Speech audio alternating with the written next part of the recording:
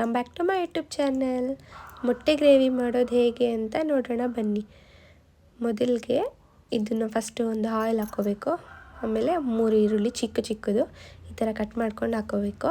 ಮತ್ತು ಇದ್ರ ಜೊತೆಗೆ ಗೋಡಂಬಿ ಹಾಕ್ಕೊಬೇಕು, ಹಸಿಮೆಣ್ಸಿನ್ಕಾಯಿ 4 ಮತ್ತು ಸ್ವಲ್ಪ ಕೊತ್ತಂಬರಿ ಇಷ್ಟನ್ನು ಹಾಕ್ಕೊಂಡು ಲೋ ಫ್ಲೇಮಲ್ಲಿ ಇಟ್ಕೊಂಡು ಮಿಕ್ಸ್ ಮಾಡ್ಕೋಬೇಕು. ಮಿಕ್ಸ್ ಮಾಡಿಕೊಂಡು ಸ್ವಲ್ಪ ಲೈಟಾಗಿ ಕಲರ್ ಚೇಂಜ್ ಆದರೆ ಸಾಕು. ಈ ಥರ ಮಾಡಿಕೊಂಡು ಇವಾಗ ಇದನ್ನು ರುಬ್ಕೋಬೇಕು. ನೀಟಾಗಿ ಫುಲ್ಲು ನುಣ್ಣಗೆ ರುಬ್ಕೊಬೇಕು. ನೀರೇನು ಹಾಕೋ ನೆಸೆಸಿಟಿ ಇರಲ್ಲ. ಈ ಥರ ರುಬ್ಕೊಬೇಕು. ಇವಾಗ ಆಗಿದೆ, ರುಬ್ಬಿದಾಗಿದೆ. ಸ್ವಲ್ಪ ಎಣ್ಣೆ ಹಾಕ್ಕೊಂಡು ಬಾಣಲಿಗೆ ಅದಕ್ಕೇ ಮತ್ತು ಈ ಮಸಾಲೆ ಹಾಕ್ಕೊಬೇಕು. ಮಸಾಲೆ ಹಾಕ್ಕೊಂಡು ಈ ಥರ ಮಾಡ್ಕೋಬೇಕು. ಇವಾಗ ಇದಕ್ಕೆ ಅರಿಶಿನ ಪುಡಿ ಸ್ವಲ್ಪ, ಮತ್ತು ಗರಂ ಮಸಾಲ, ಧನಿಯಾ ಪುಡಿ, ಅಚ್ಕಾರದ ಪುಡಿ ಮತ್ತು ಸ್ವಲ್ಪ ರುಚಿಗೆ ತಕ್ಕಷ್ಟು ಉಪ್ಪು ಹಾಕ್ಕೊಂಡು ನೀಟಾಗಿ ಮಿಕ್ಸ್ ಮಾಡಬೇಕು. ಈ ಥರ ಮಿಕ್ಸ್ ಮಾಡ್ಕೋಬೇಕು. ಈ ಥರ ಮಿಕ್ಸ್ ಆಗಿದ್ಮೇಲೆ ಇದಕ್ಕೆ ಸ್ವಲ್ಪ ಶುಂಠಿ ಬೆಳ್ಳುಳ್ಳಿ ಪೇಸ್ಟ್ ಹಾಕ್ಕೊಬೇಕು. ಆಮೇಲೆ ಇದಕ್ಕೆ ಸ್ವಲ್ಪ ಮೊಸರು ಹಾಕಬೇಕು.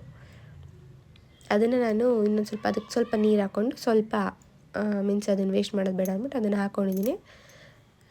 ಗಟ್ಟಿಗೆ ಇದೆ, ತೆಳ್ಳಗೇನಾಗಿಲ್ಲ. ಇವಾಗ ಮೊಟ್ಟೆನ ಬೇಯಿಸಿ ಈ ಥರ ಕಟ್ ಮಾಡಿ ಇಟ್ಕೊಂಡಿದ್ದೀನಿ.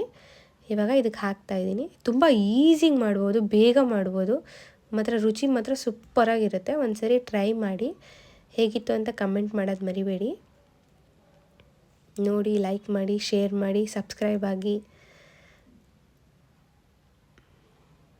ಈ ಥರ ಎಲ್ಲ ಹಾಕ್ಕೊಂಡಿದ್ದಾಗಿದೆ. ಇವಾಗ ಇದನ್ನು ಸ್ವಲ್ಪ ಲೋ ಫ್ಲೇಮಲ್ಲೇ ಇಟ್ಕೊಬೇಕು. ಈ ಥರ ಮಿಕ್ಸ್ ಮಾಡ್ಕೊಬೇಕು. ಈ ಥರ ಮಿಕ್ಸ್ ಆದಮೇಲೆ